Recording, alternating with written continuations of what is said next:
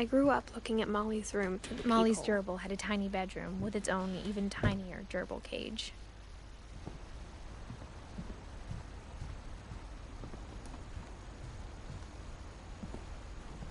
Being inside for the first time, I felt like I'd stepped behind a painting.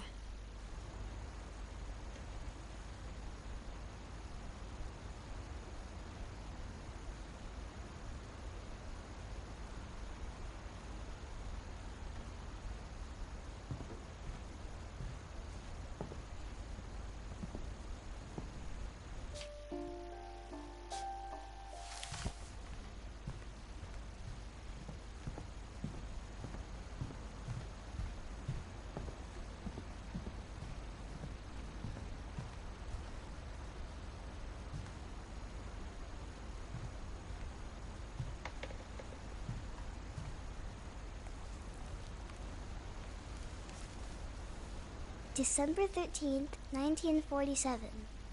Dear Diary, I'll be gone soon, but I wanted to tell somebody about what's gonna happen.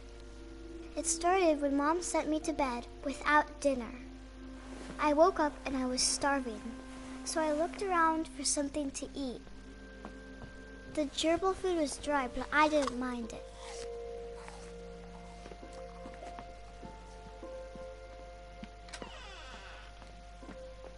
I kept eating and eating.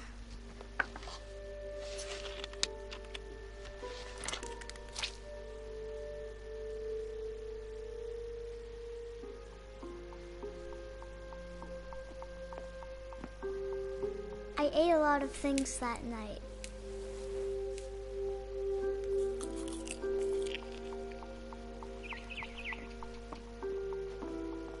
Then I heard chirping outside my window. It was a barn swallow going back to her nest. I reached out for her.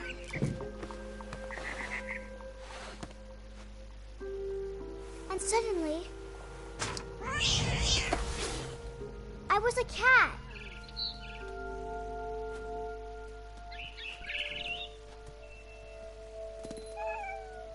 I tried to be quiet, but the bird was really scared.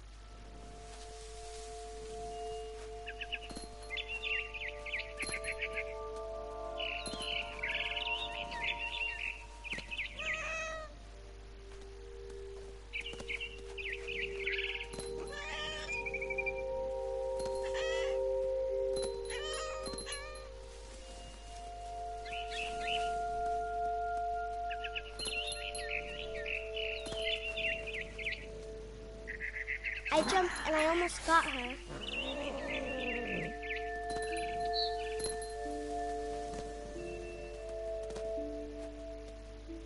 Now I was up in the big tree. I promised Dad I wouldn't climb it anymore. All I cared about was eating that mama bird. I gobbled her up. And suddenly, I was an owl. First, all I heard was the wind. Then I heard little teeth nibbling in the grass.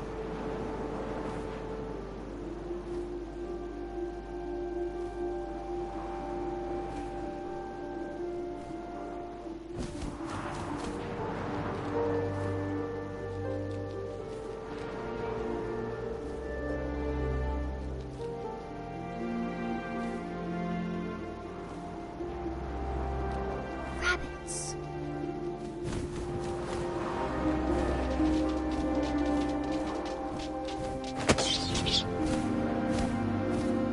I imagined his face looking up and seeing mine through my talons. I swallowed him up, and I didn't chew one bit. Then I flew off to find something bigger.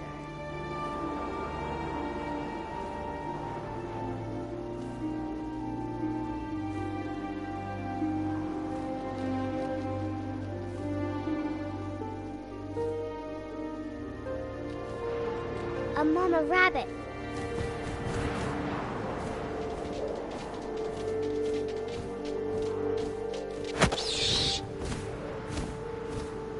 She was almost too big to carry. I started choking, but I couldn't stop eating.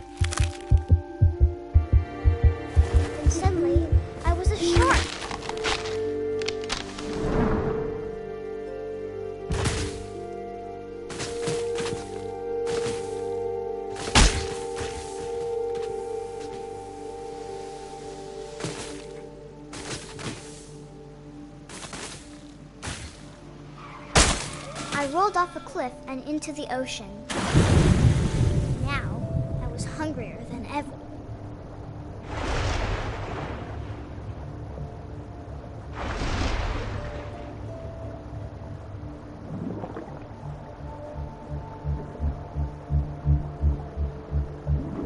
I wanted fat, juicy seals.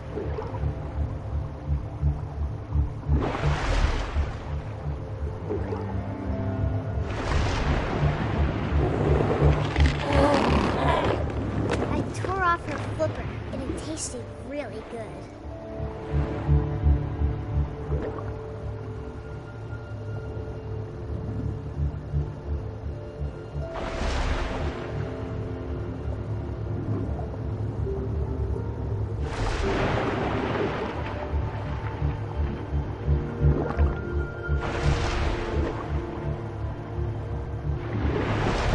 Grabbed on tight, but I was so hungry, I jumped out of the water. When I opened my eyes, everything had changed. Now I was a monster, and I smelled people everywhere.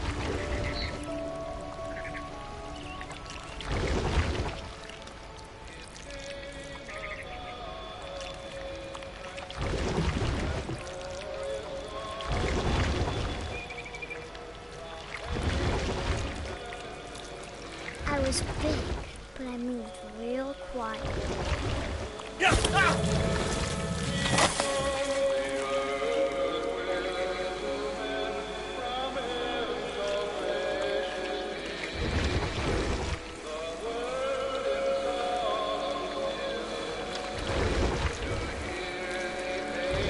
I wanted to stop, but also I didn't.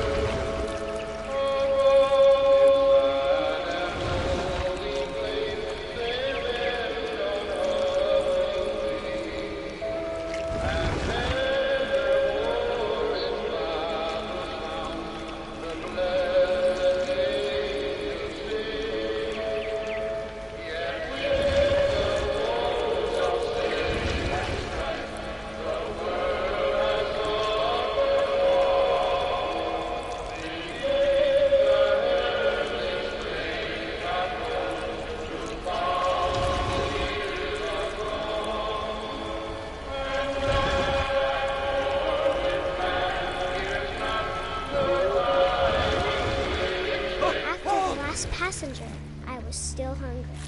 And across the water, I smelled something new. Something I had to have, so I swam towards it.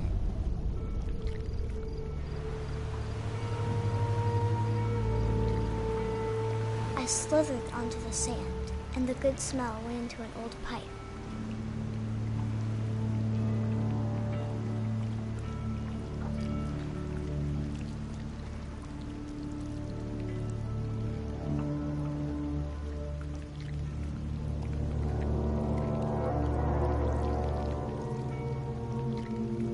I got closer and closer.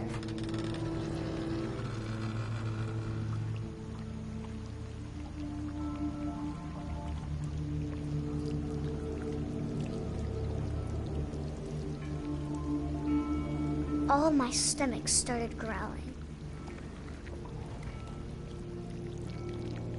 And suddenly, I was me again. I held my breath for a long time, but I couldn't hear anything. I think it's waiting for me to fall asleep. But it's not going to wait much longer. It needs to be, and we both know I will be delicious.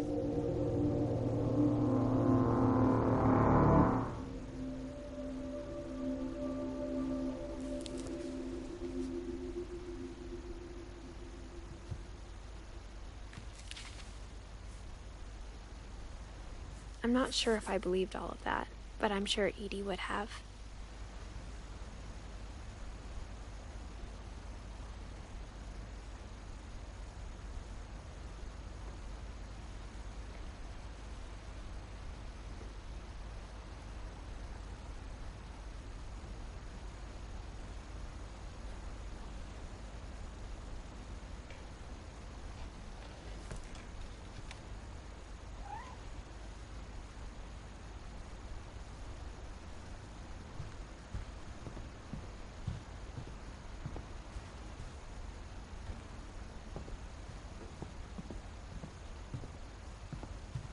I can't describe it, but I felt like some part of Molly was still here.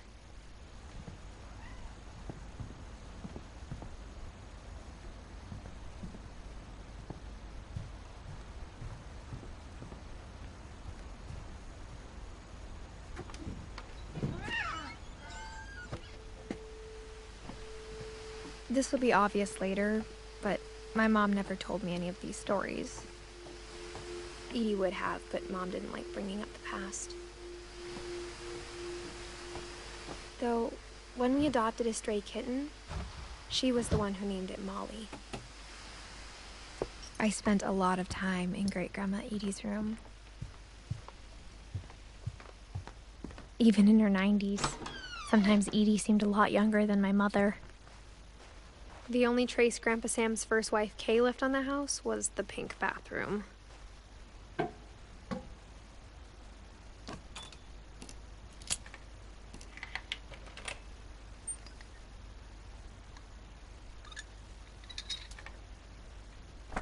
There's a secret in this bathroom. It's in the last place you would look.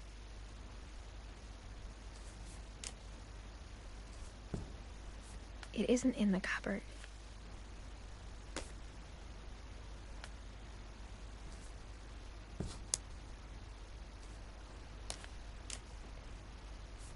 It's hidden in this book.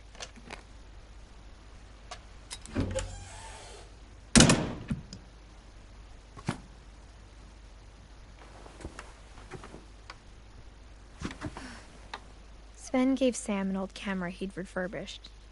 He never put it down. From the paintings on the wall, it was clear my brother Milton had been here before me.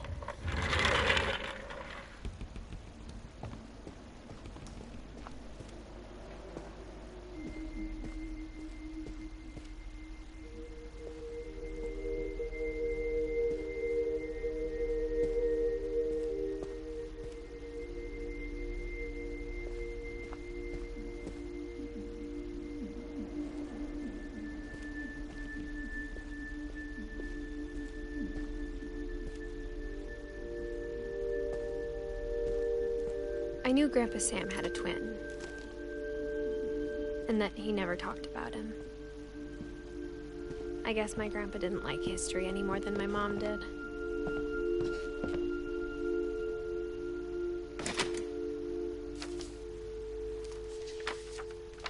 How I Want to Remember My Brother by Sam Finch.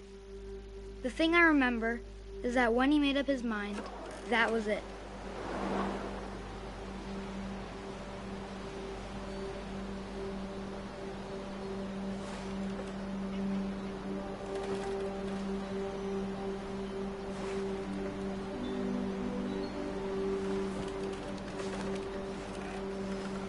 My brother said he'd die before he ate another mushroom.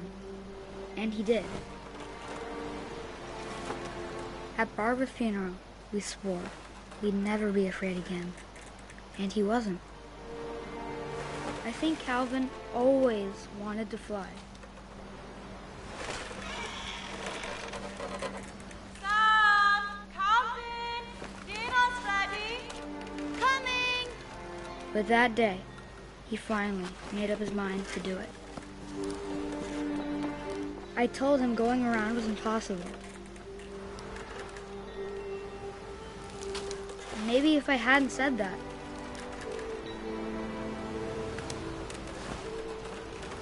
Calvin! I'm not gonna tell you again! maybe if the wind hadn't picked up, then maybe he'd still be here. But I doubt it. I think he'd already made up his mind. That's what I want to remember about my brother.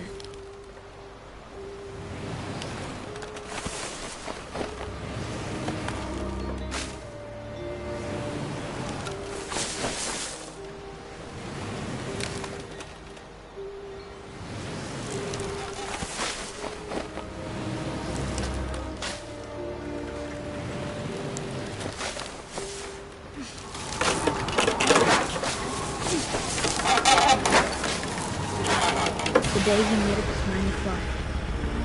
did.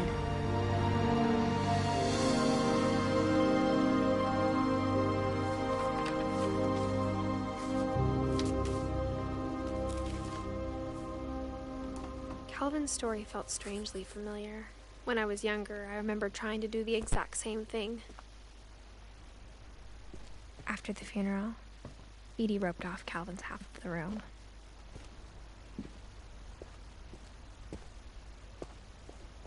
Mom said Grandpa Sam enlisted at 18 and never set foot in the room again.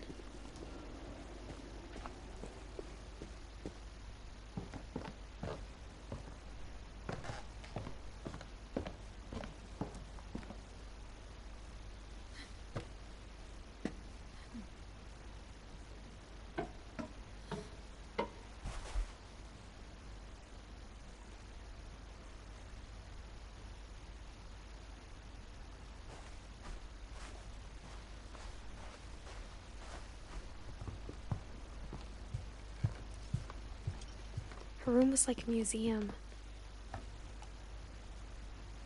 For 500 years, the Finches have been famous throughout Norway for their fortune. Odin Finch buries the latest victims of the family curse. On January 7th, But 40-foot waves off Odin's the daughter coast wash. Edie, Odin Finch is the first. His daughter Edie is already dreaming of a new Finch house.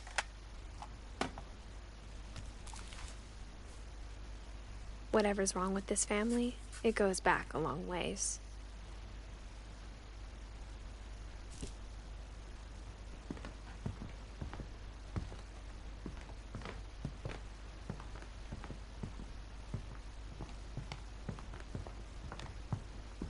Edie knit me a new pair of gloves every year. Louis died a week before we left, but Edie had already started to memorialize him.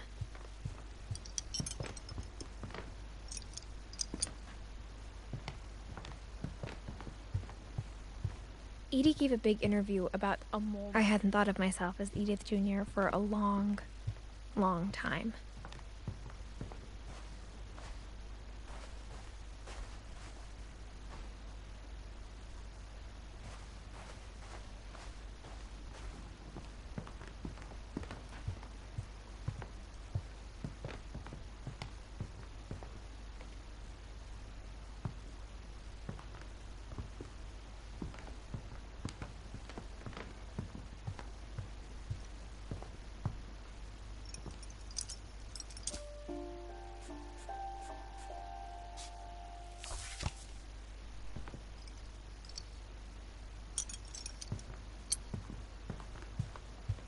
When Edie told people Sven was killed by a dragon, she could also have said he was building a dragon-shaped slide that collapsed. She could have, but she didn't.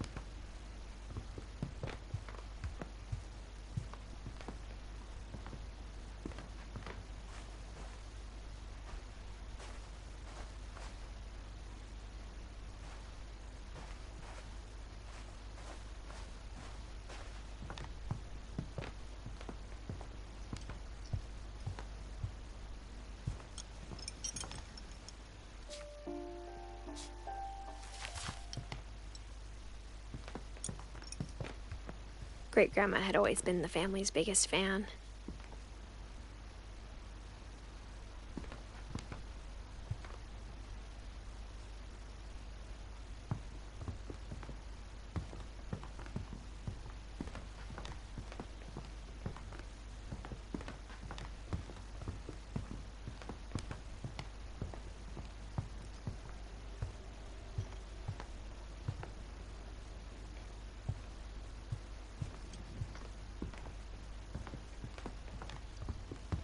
One summer, they evacuated the island, but Edie refused to go.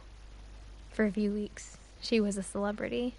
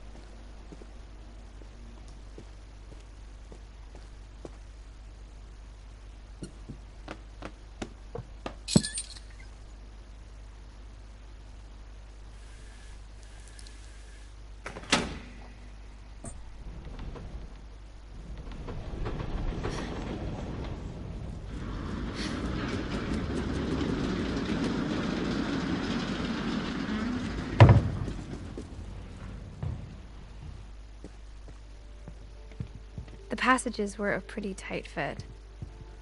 They'd obviously been built for smaller hands and bellies.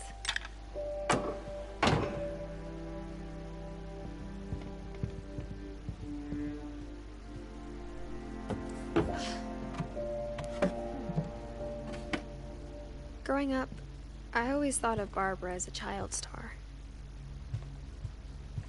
I never thought about how hard it must have been for her afterwards.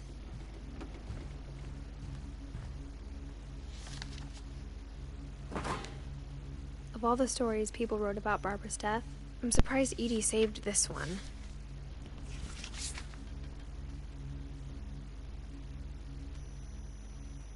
Old Jack here with another ghastly tale inspired by America's most unfortunate family. I'm calling it The Surprise Ending of Barbara Finch. As a child star, Barbara was famous for her scream. Now at 16, she was all washed up. A has-been. But in a lucky break, she'd been asked to perform her signature scream at a local convention for monster movie fans. It was just the boost her career needed.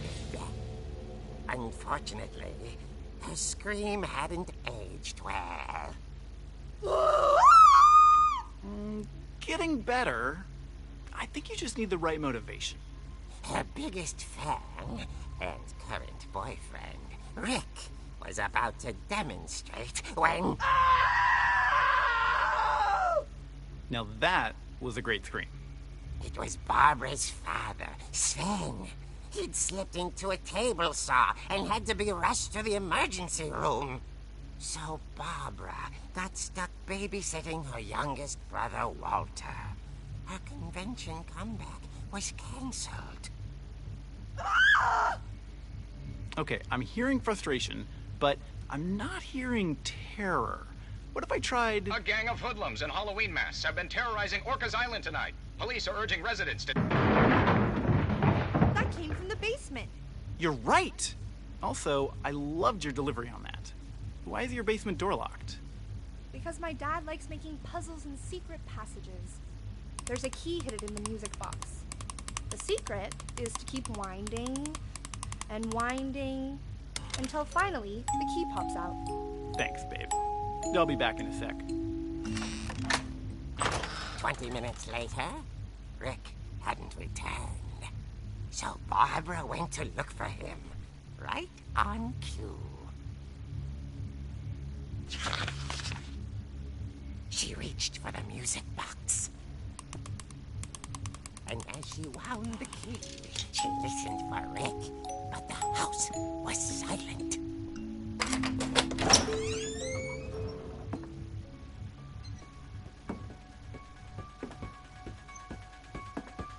She found Rick's crutch and imagined the worst.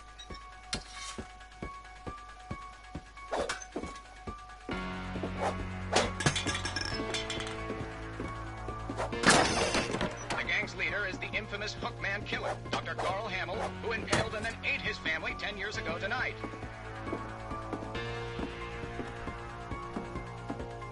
The old fridge rattled and grew still. Oh dear! Oh! Rick? Barb, relax. I was just trying to scare you to help you find your scream. Well, I'm not scared, Rick. I'm furious. Then act furious. All I'm getting from you now is that you're hurt and confused and you're... She threw him out, but she kept a little something to remember him by. Barb, have you seen my other crutch? And she was still holding it when she fell asleep watching the Late Picture Show. Hours later... Barbara! Walter, what's going on up there? Ah! Okay, I'm coming up, but if this is a trick, you're dead, Walter.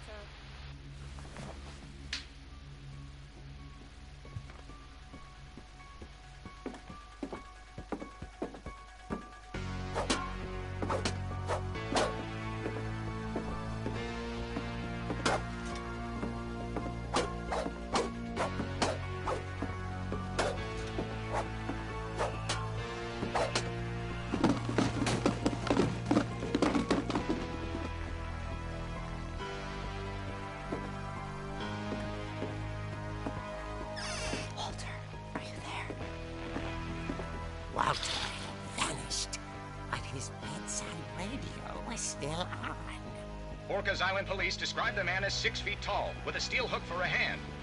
Residents are urged to lock all doors and windows and notify the police of any suspicious activity. Barbara turned, saw the Hookman, and was speechless. He was quite smashing. And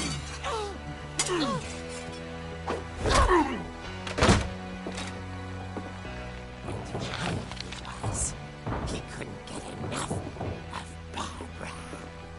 Okay, Barbara, there's gotta be another way out of here. That night, she played her part beautifully.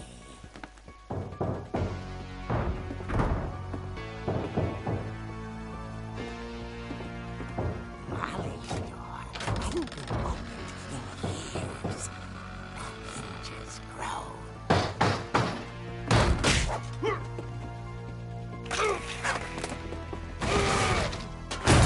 He wasn't moving, but she sensed the story might not be over yet.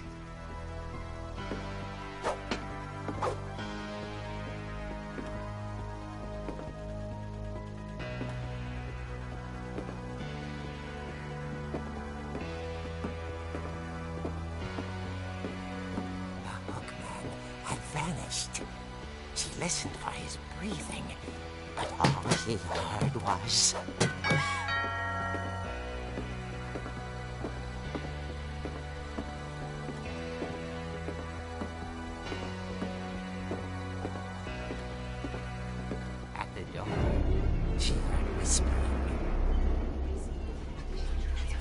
was coming from inside the house.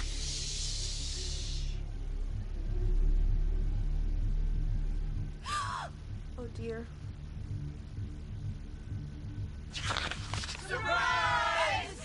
Bravo, Barbara! You were wonderful! The monsters had come to surprise her. For Barbara, it was a dream come true. Then she saw what kind of monsters they were, and she realized what was about to happen. She was going to be famous. And with her final breath, Barbara Finch gave the performance of her life.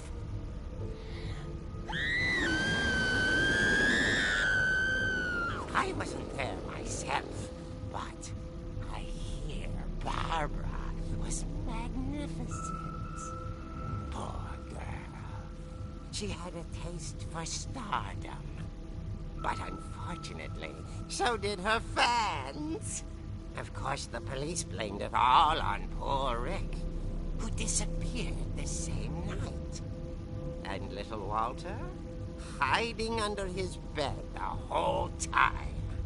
He took it all pretty hard, but that's another story.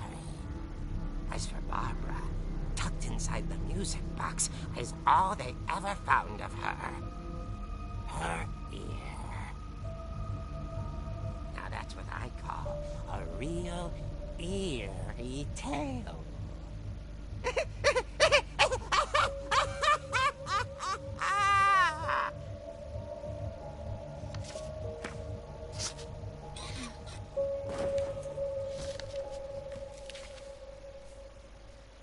Edie told me all Barbara wanted was to be remembered, as absurd as that comic was. Maybe what Edie saw was a happy ending.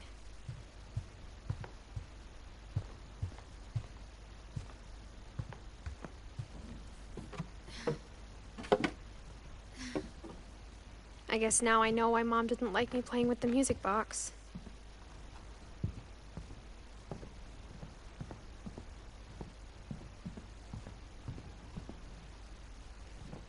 Whenever people ask me about my family, the first thing they always want to know about is Barbara.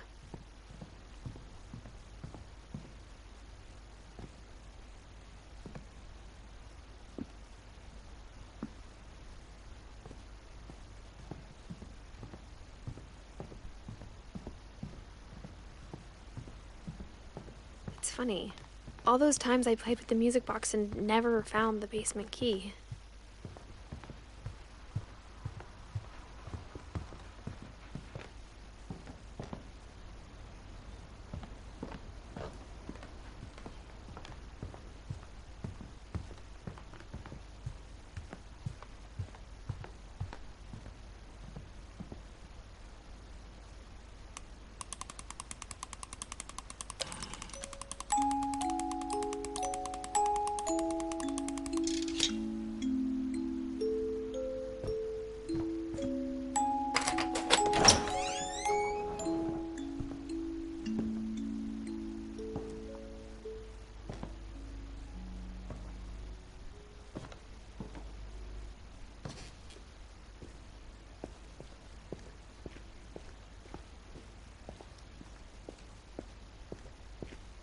Mom said the basement was off limits, unless I wanted another tetanus shot. I saw Edie sneak down to the basement once, carrying packages. I thought maybe she was hiding presents. It turned out she was hiding a lot more than that.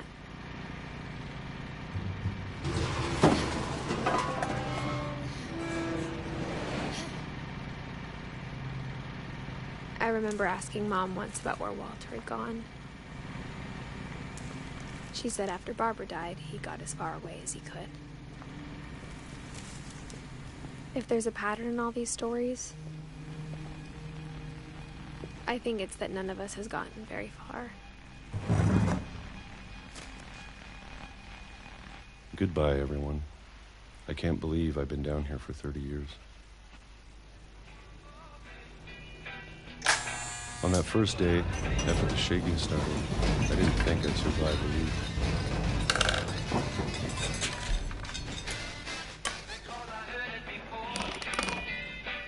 But after a few days, I settled into a routine. That's what kept me sane. Having a schedule, living for today. I always expected to be dead tomorrow. But if you wait long enough, you get used to anything.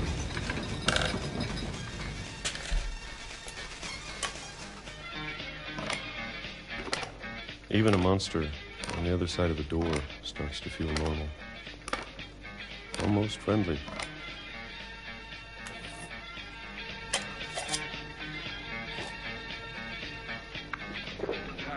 And then one day, everything just stopped.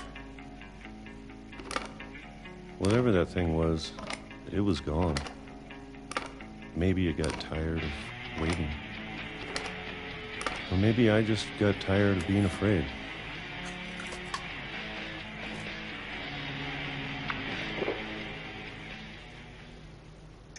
It's been a week now, the longest in 30 years. I'm done waiting. I have to leave while I still can.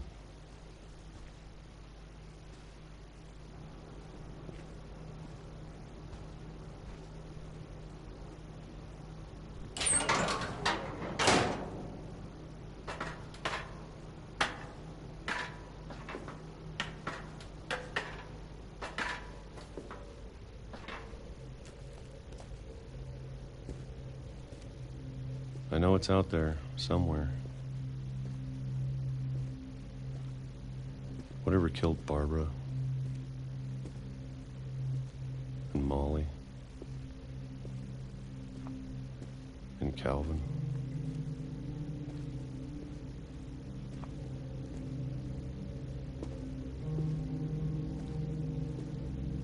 Maybe this is all a mistake. But I need to stop living the same day, even if it kills me.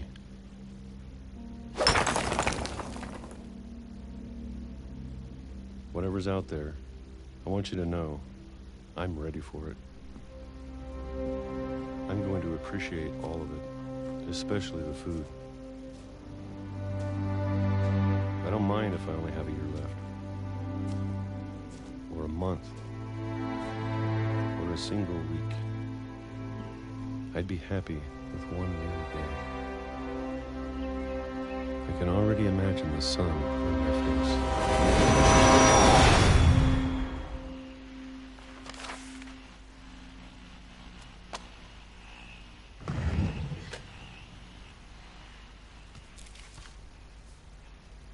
Walter died when I was 6. I can't believe my mom never told me he was down here. I'm sure my mom was trying to protect me.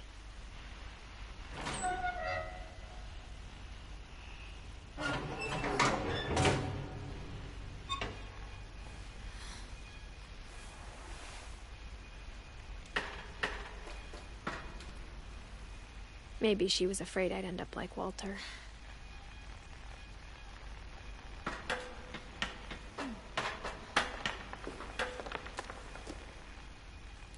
But if she never told me about an uncle under the house, I can only imagine what else she was hiding.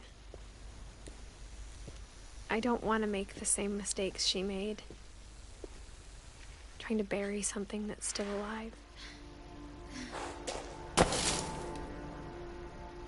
Now that there's only one of us left, or maybe 2, I thought it was time I heard the stories for myself and found out what happened to everyone else.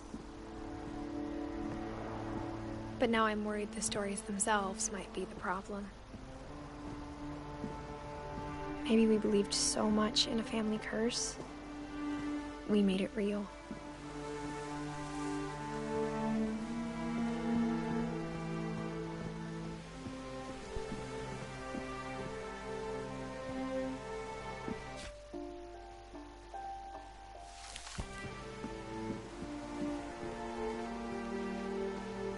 I don't know if I should even be writing this.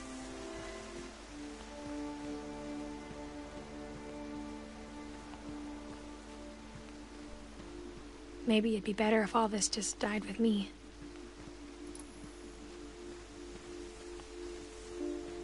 But I thought you should know about your family.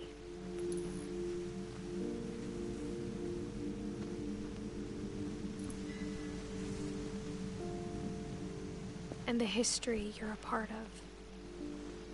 Though to be honest, I feel as lost as you probably do right now.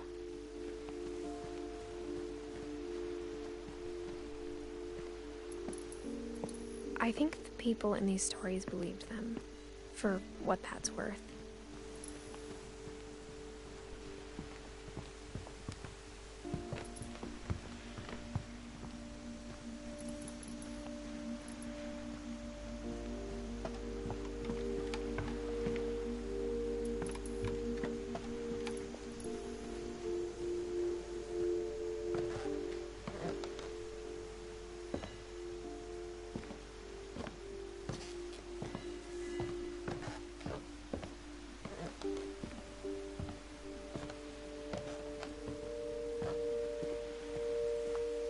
When you look at the house, that history of imagination and stubbornness and madness, any of it seems possible.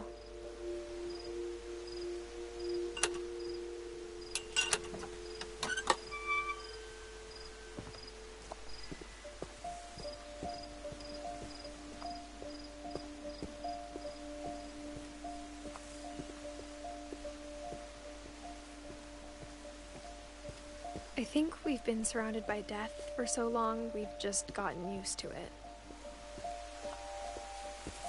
What kind of family finishes building a cemetery before starting the house?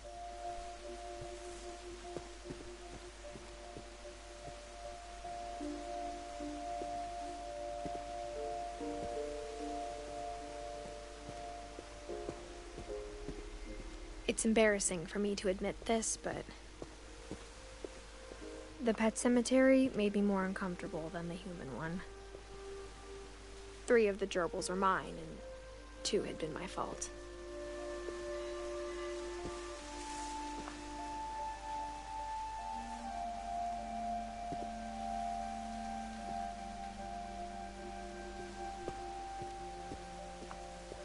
Sven built the house, but it was Edie who designed the cemetery.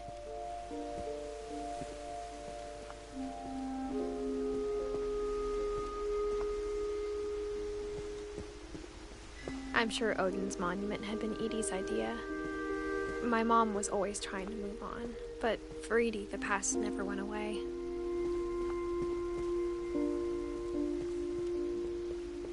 She could see it poking out of the water at low tide.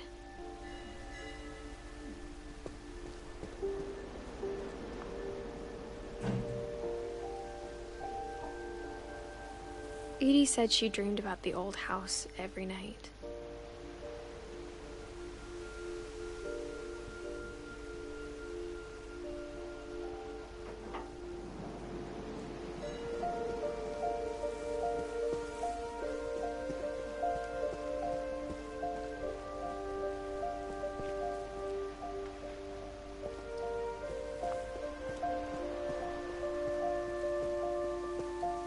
Edie's side was always easier for me to understand. But the older I get, the more I can see where my mom was coming from.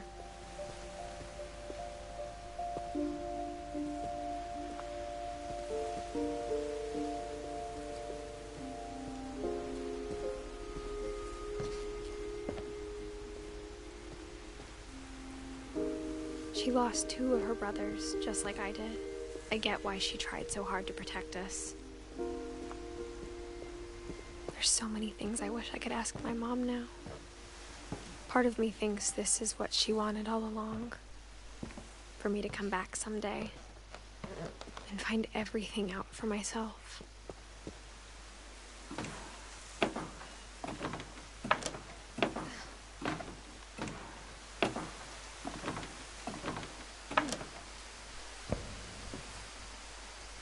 But looking back on it now, If she told me there was going to be so much climbing, I never would have come when I was 22 weeks pregnant.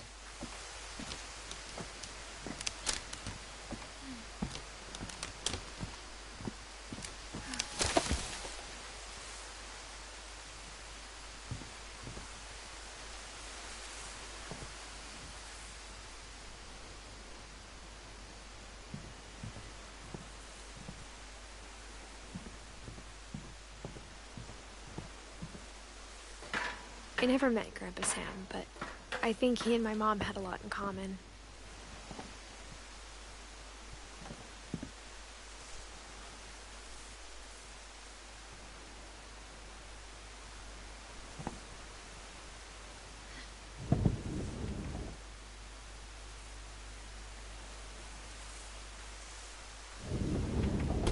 They were both pretty intense.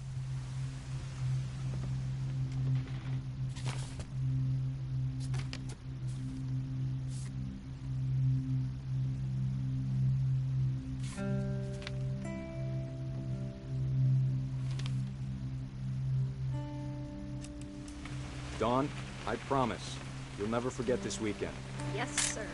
These memories are gonna last a lifetime. Hmm? Am I gonna have to shoot anything? It's a hunting trip, Dawn. Shooting is perfect.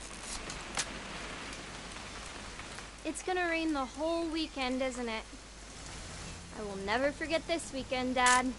Okay, got it. I'm gonna take some pictures, okay? Just be careful. The camera's older than you are.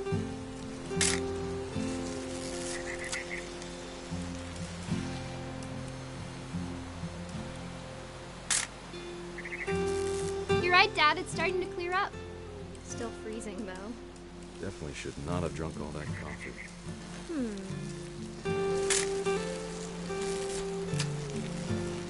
Nothing quite like being outside. Hold still while I take a picture of you. I definitely won't be moving. Are you done yet? Does it sound like I'm done?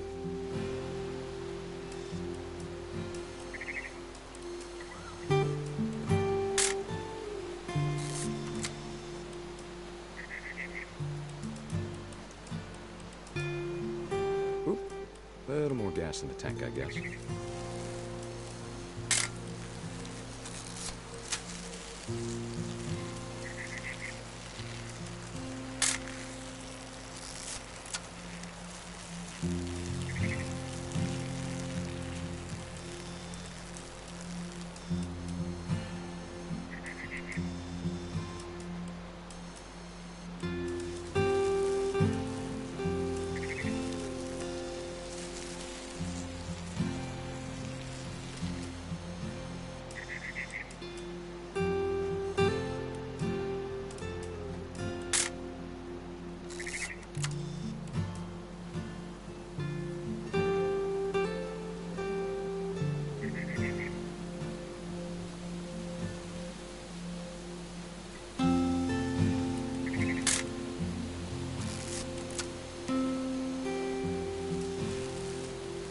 Hey!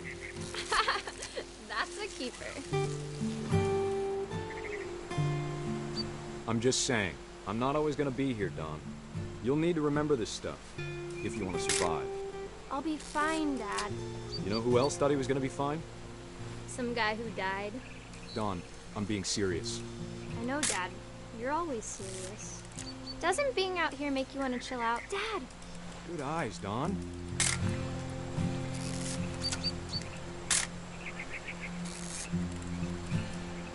Before you take the shot, let me get a picture of you.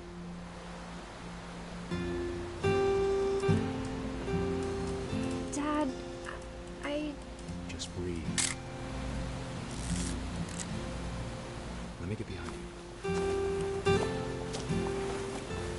Do I have to do this?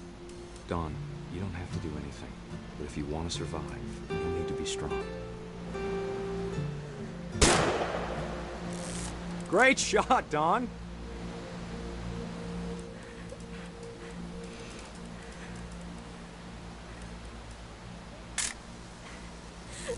I'm proud of you, Dawn. Always remember that, okay?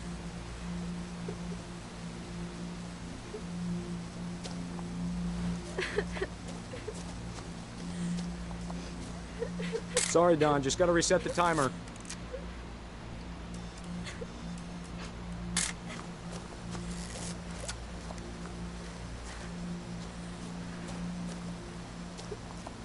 Dad, it's twitching. I think That's it's totally normal, Don. Just focus on the camera. Try not to think about— Dad!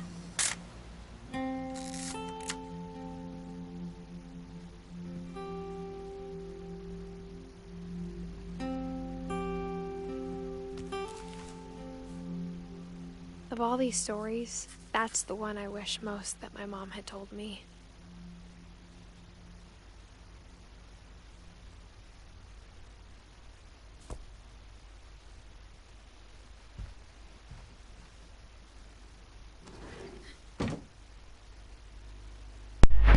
He got yeeted off.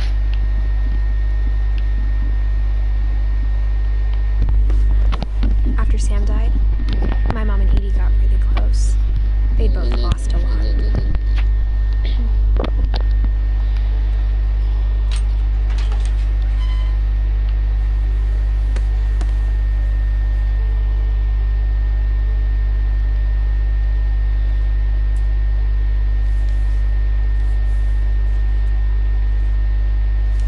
Dear Kay, do you remember the way Gregory used to laugh when he thought he was alone? Like something funny was happening, but maybe you could see it.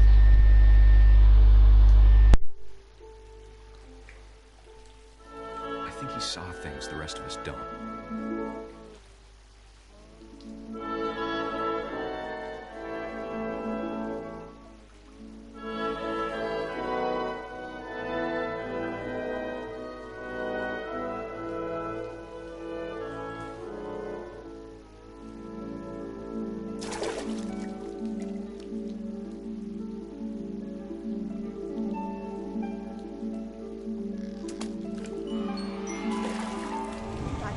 Gregory, it's time to...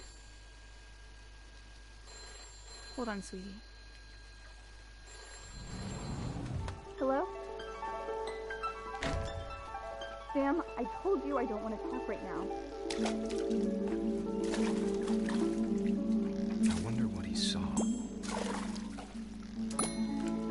What his world was like.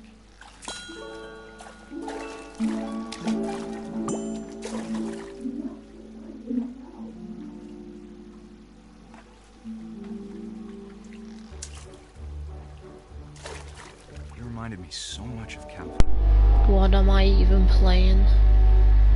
Lost in his imagination.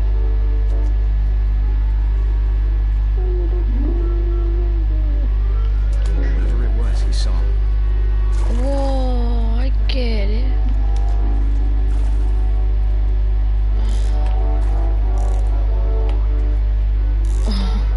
What the?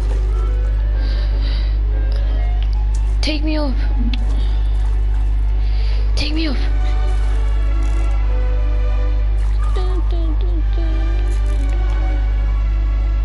It sure made him happy.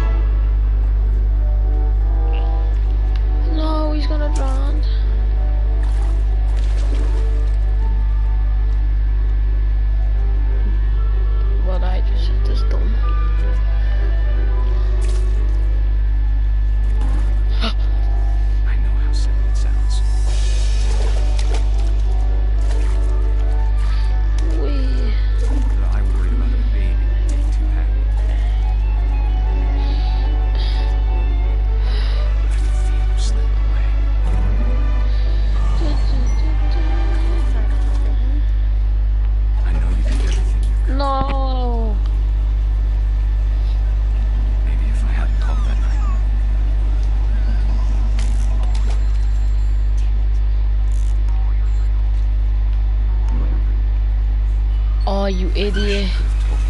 He's gonna drown. About the world he saw. He's gonna drown. He's He's gonna drown. No. Stupid baby. There's so much I don't understand about Gregory. Whoa. About everything. What the? This is trippy. Yay, I'm a frog.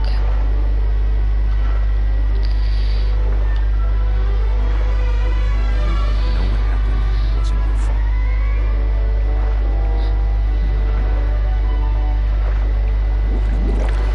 Pull the plug.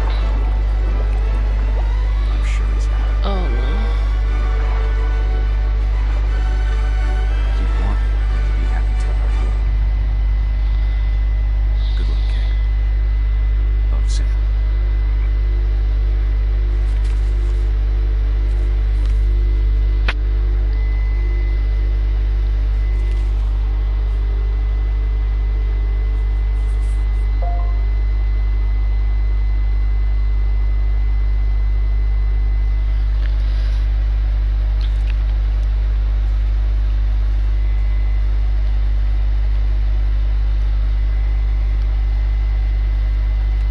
I can't imagine my mom ever writing poetry, yet.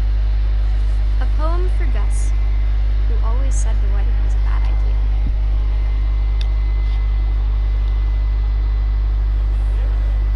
Our father never hit us kids, at least not very hard, before the day my brother said with teenage disregard that he'd be dead before he'd see a wedding in our yard.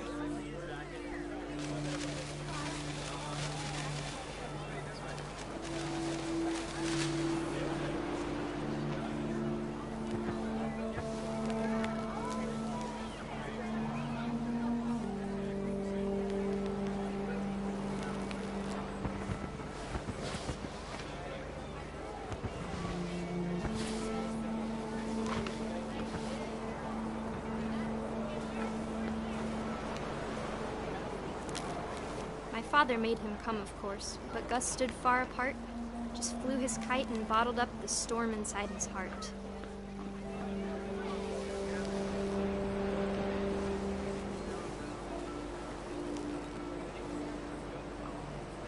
I tried to talk him out of it, but though he'd never met her, we don't need a stepmom, were the words that I now pronounce you husband and wife. You may kiss the bride.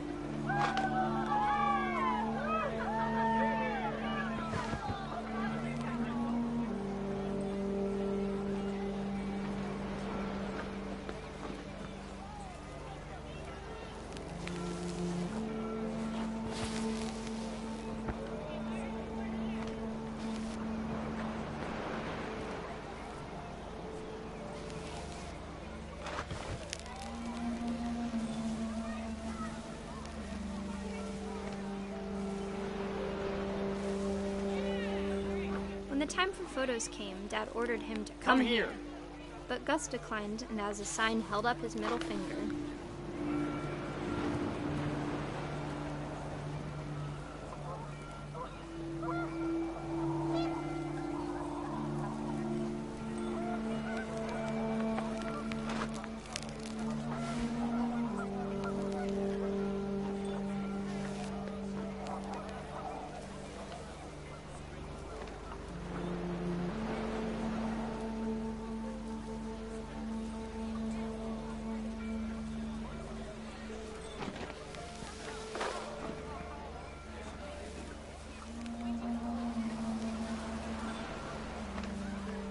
The wind picked up, and panicked geese appeared and quickly went.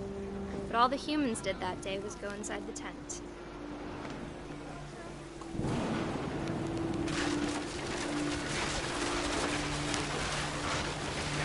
The rain came down in buckets then, but no one seemed afraid that nature might destroy the tent our dad had crudely made.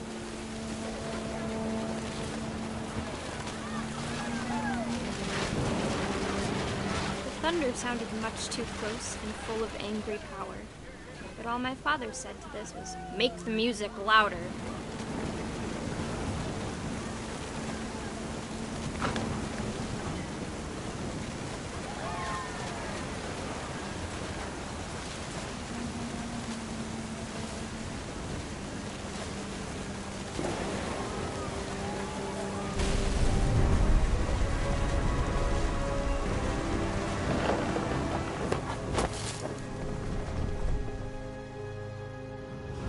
I wish that I could truly say I thought about you on that day.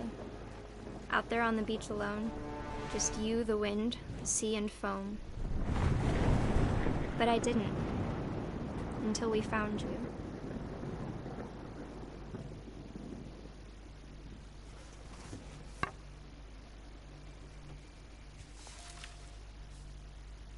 She never talked about him, but Mom told me once if I was a boy, they were going to name me Gus.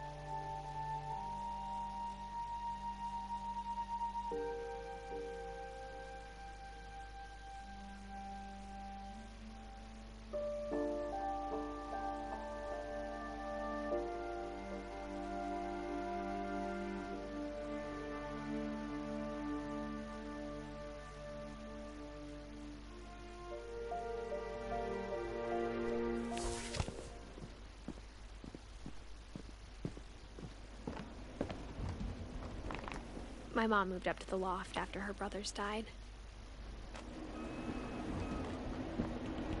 At the time, it was as far away as she could get.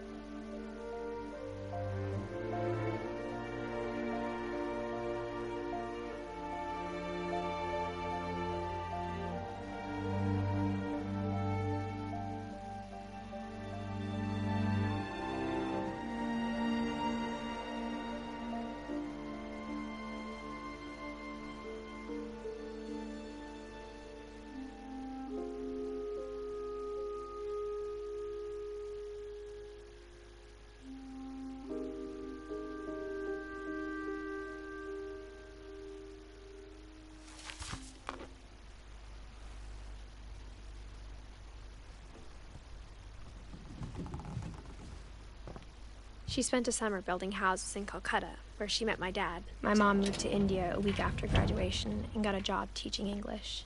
Louis was born a year later.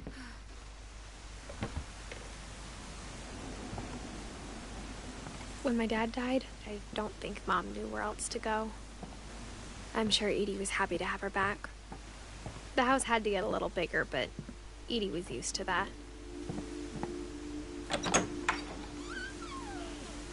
And for a while, things were good. Almost normal, but it didn't last. The beginning of the end was Milton's 10th birthday, when Edie gave him a castle.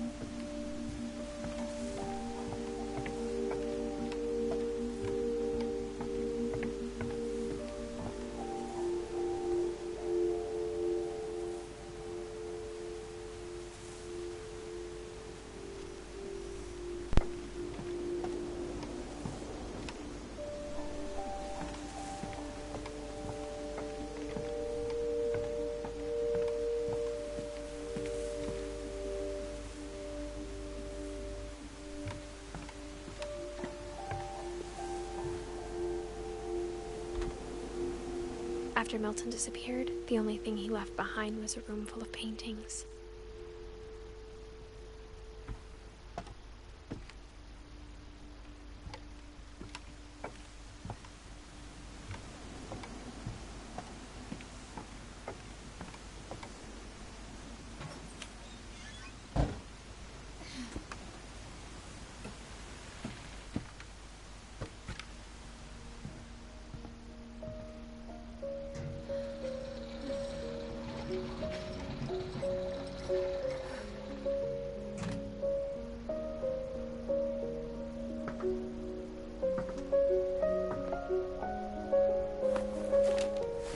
Milton Finch in The Magic Paintbrush.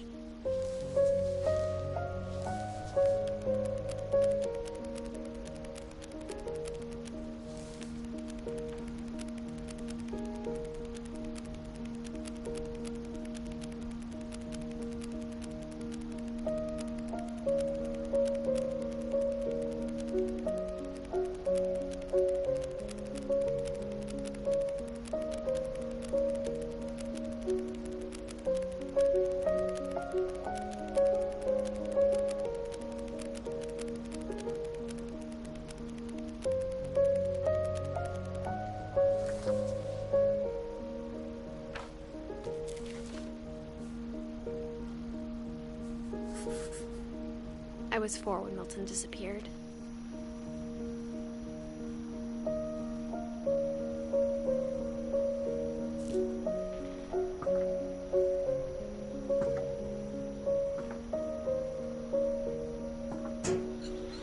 Mom spent months searching for my brother. Then she sealed the doors.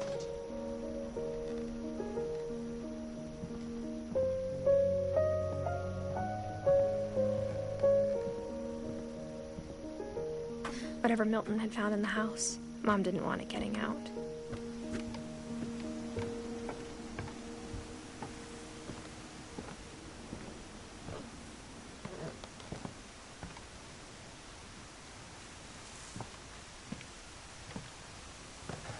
Mom definitely blamed Edie, but I think Louis blamed himself. After he graduated, he just spent more and more time in his room, until Mom got him a job at the cannery.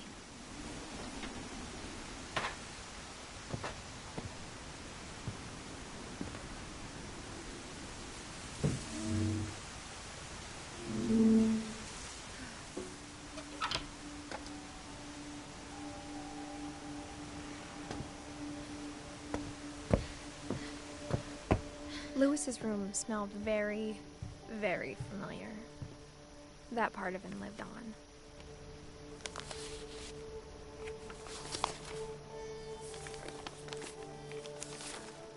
Dear Mrs. Finch, as Louis's psychiatrist, I can understand your desire for an explanation. As I see it, the trouble began in January, shortly after we convinced your son to seek treatment for substance abuse. Newly sober, I believe Louis first noticed the monotony of his daily life.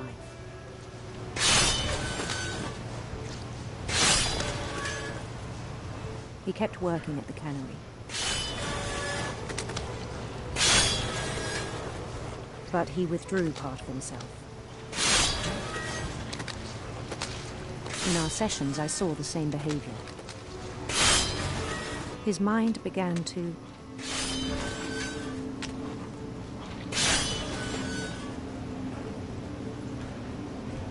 wander. I asked him to describe it.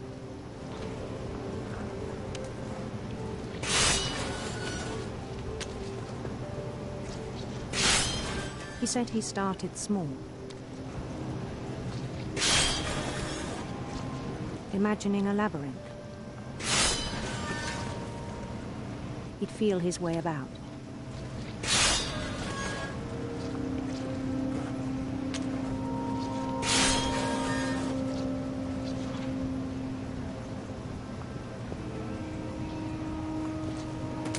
Then something moved. Bats. And toads.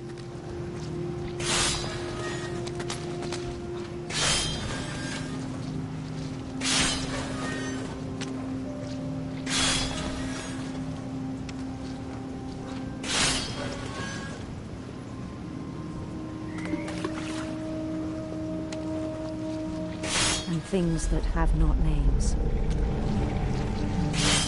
He knew it was all in his head. But he took it very seriously. I had hoped he'd find himself.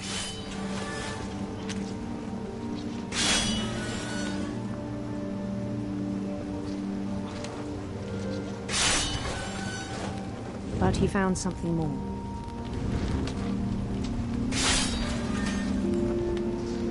I worried about him then. Daydreaming at the cannery.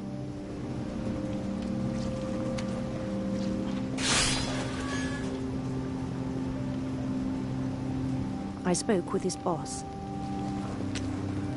But he said Lewis had become a model employee. Methodical, tireless, focused. Like a whole new Lewis. So I let him go on.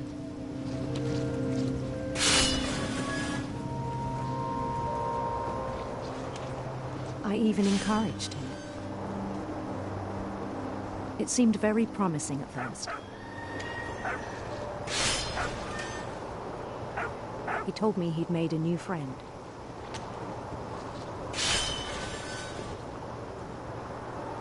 On the edge of a city he named Lewis Topia. He built the city up slowly, brick by brick. Then he made musicians.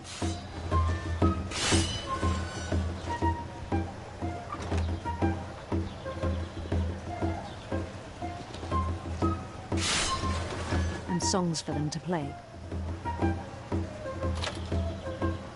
He talked about starting a band.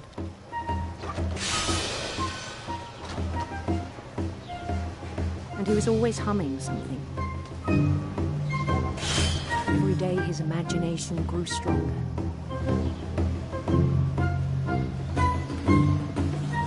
He no longer spoke at the cannery. But his chopping was as reliable as ever. Then one day it struck him that all the cheering crowds, even the stones under his feet, were all in his imagination, so he could do whatever he wished.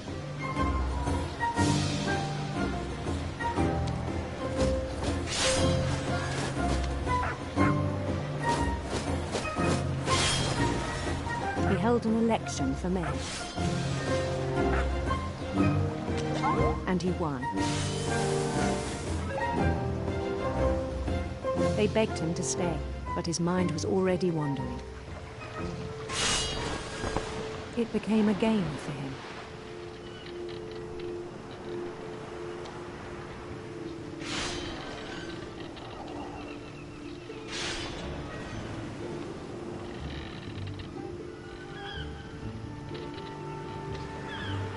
He'd conquer a city, then immediately push on.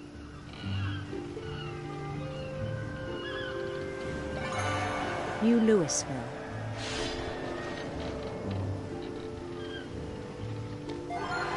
St. Louis. He started drifting away from our reality.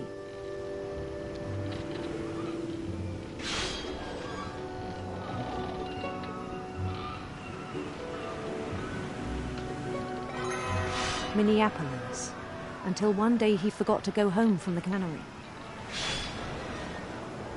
Even as his mother pleaded with him, part of Lewis kept sailing on.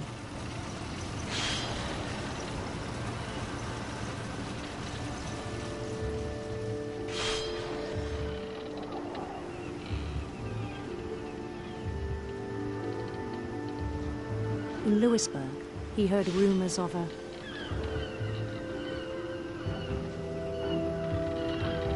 beautiful prince.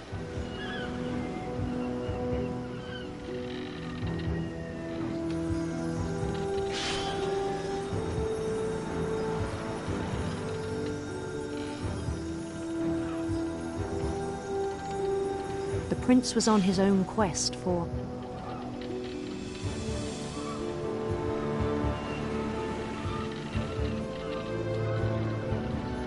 sinister serpents.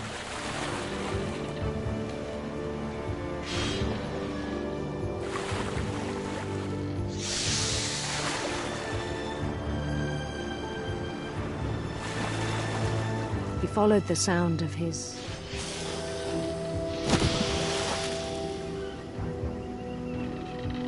silver harp.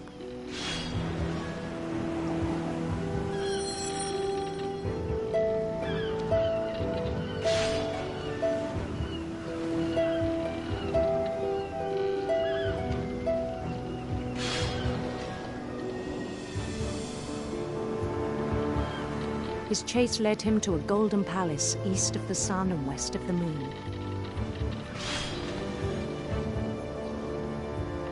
Even then, his logic remained sound.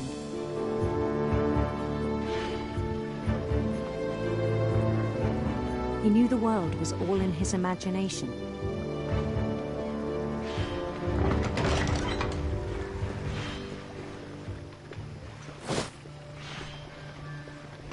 But he was so proud of having created it.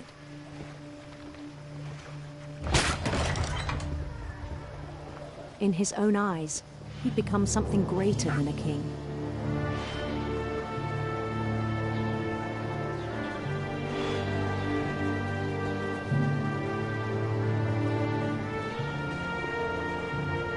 For someone who'd never known success in the real world, I think it was overwhelming.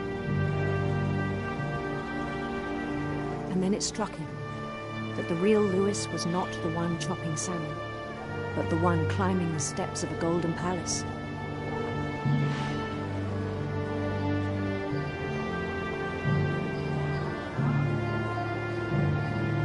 My imagination is as real as my body, he told me.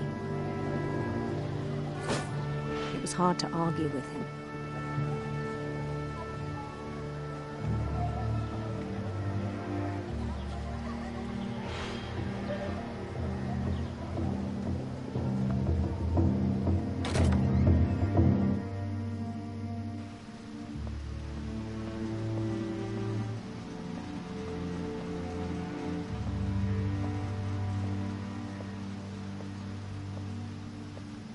Began to forget the world we know.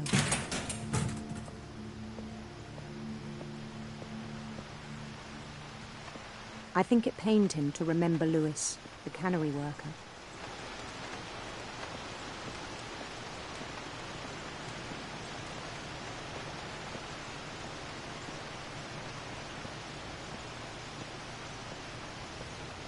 He began to despise the man with a royal contempt.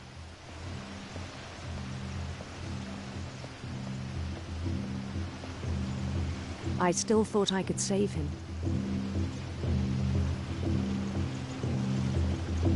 Even after he said he was being crowned king over all the lands of wonder.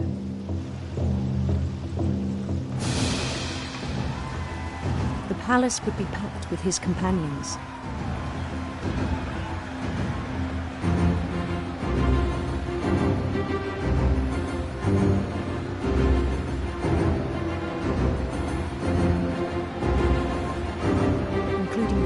Calico and insisted on inviting him.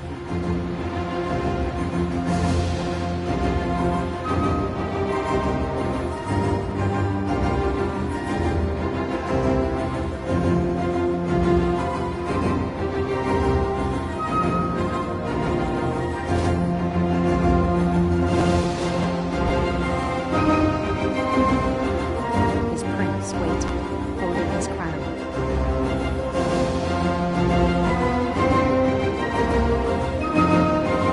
There was only one thing left to do.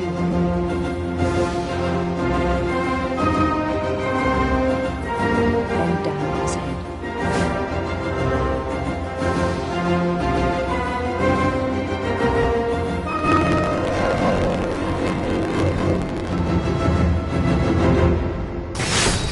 And the rest I think you know. Mrs. Finch, your son was a kind man who will be missed by all of us who knew him.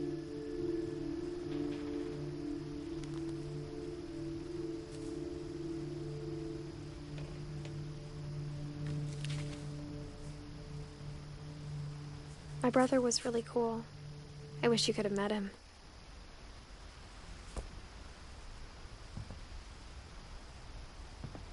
Louis and I spend a lot of time playing games together, but he was surprisingly bad at them. He'd